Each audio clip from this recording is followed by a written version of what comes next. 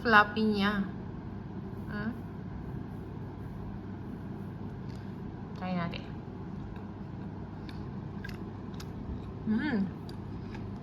Sarap.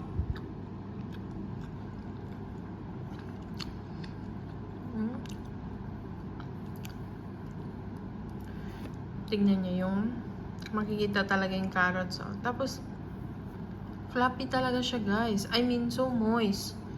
Moist siya, hindi dry yung pagkakwan niya.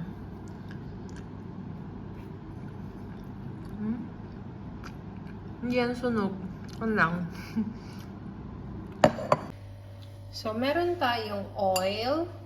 Half cup of oil. Ito yung egg whites na na-separate ko sa egg yolk. So, 2 egg lang. Tapos, meron tayong a pinch of salt dito.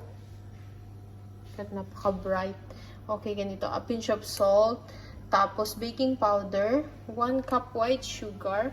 1 cup carrot. And, ang ating flour, 1 cup din. So, simulan na natin. So, hi guys! For today's video is, gagawa tayo ng carrot cake. So, bowl, basta, yun na yun. Mixing bowl, kasi dyan tayo mag-mix ng ating ingredients.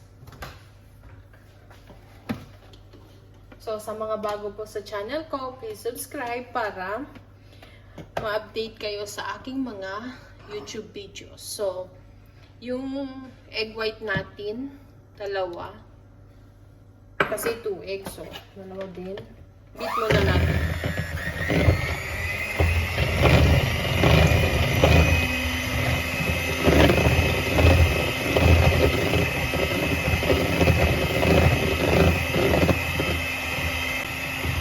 Tapos, i-add na natin ang sugar.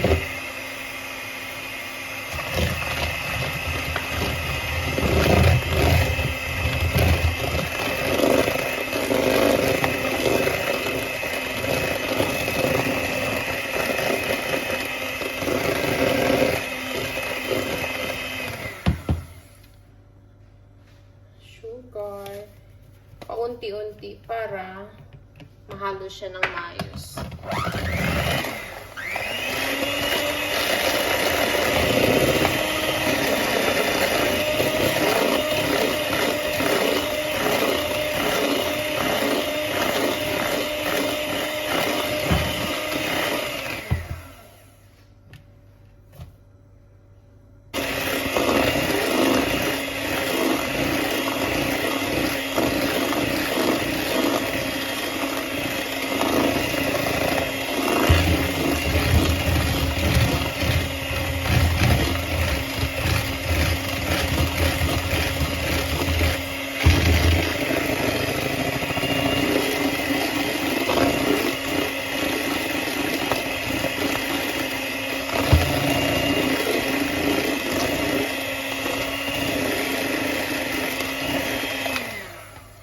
Naging double na yung ating egg white. Kita niyo naman. So, simulan na natin i-mix yung ating half cup of oil. Any oil, kahit ano lang, basta yung available sa inyo.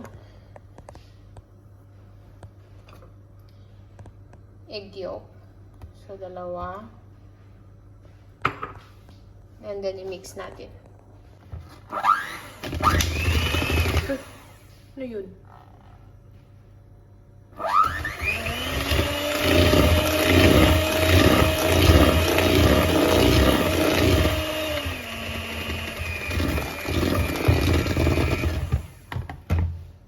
Po, pwede na natin i-mix yung ating 1 cup all-purpose flour.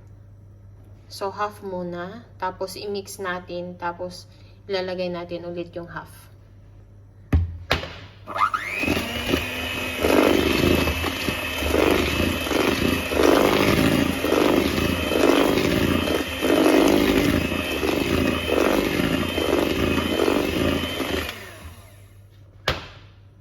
Tapos, yung half.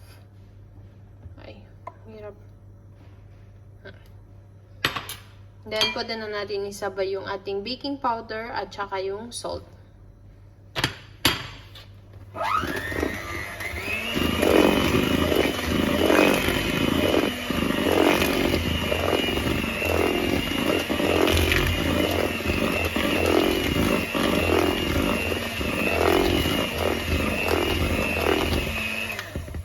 So, ayan. Pwede na rin natin i-last yung ating carrot. So, na graded or pwede yung kung meron kayong food processor para maging ganyan siya.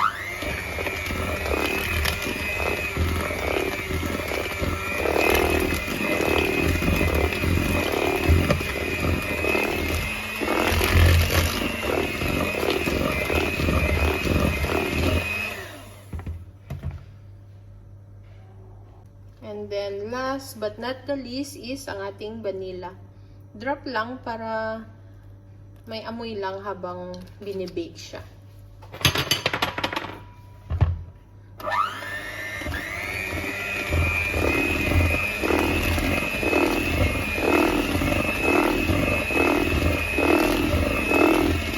Tama na, para hindi ma-overmix. So, nag-ready na rin ako ng pan dito. Hindi usual. Hindi ko po alam ang size nito. Basta yung regular lang siya na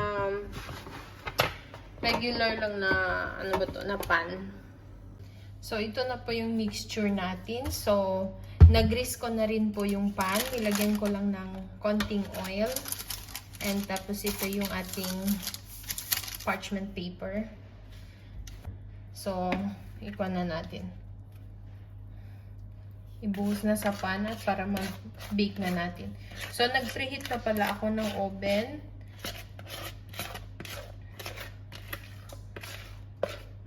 Na sa 180 Celsius. So, i-bake natin to siya ng 20 minutes.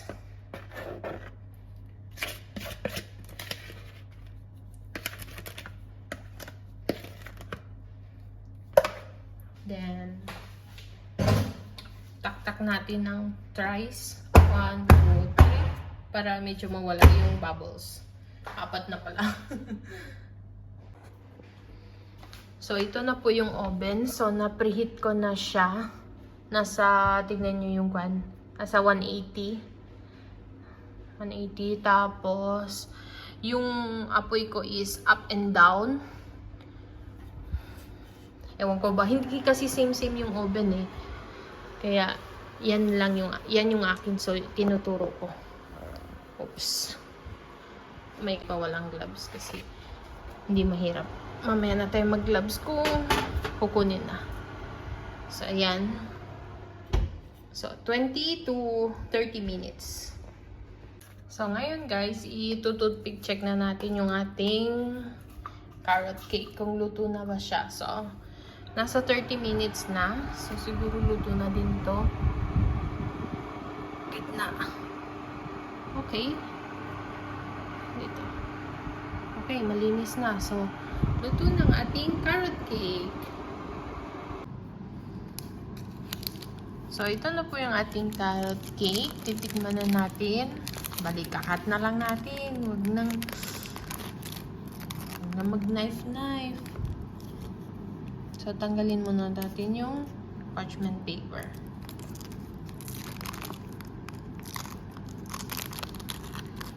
Yan.